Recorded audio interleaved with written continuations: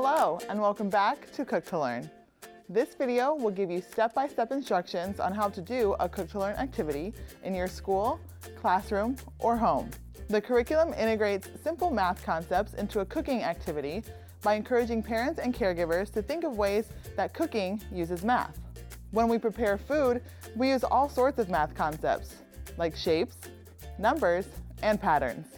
This curriculum will help parents and caregivers use intentional math language when cooking, and can be applied to any recipe or food preparation that works for students and families. So, let's get started. The activity starts with a circle time, where songs, rhymes, and books are used to introduce math language and connect to cooking. In the circle time portion, you will greet families with a welcome song and introduce the cooking activity and math learning.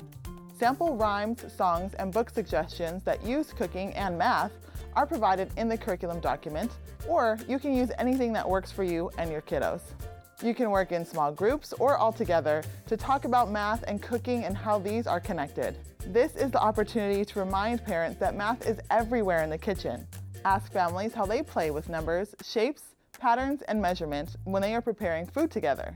Next, you will introduce the food you will be using. Take a moment to go over the recipe and the foods and the materials that will be used. You can ask questions about the shapes or sizes of the foods and demonstrate how you will be using them in your recipe. Once you have gone through the introductions and everyone is comfortable with the food and the math concepts, it's time for what we've all been waiting for. Cooking. Families will be working together to create their recipe, so it is important to have all of the materials that they will need set up for them to use as a group. Depending on what you are preparing and the age of your students, the time for this section will vary. It can be 15 minutes or an hour. Make sure you give families enough time to get through their cooking activity. While participants are cooking, go around the room and ask questions.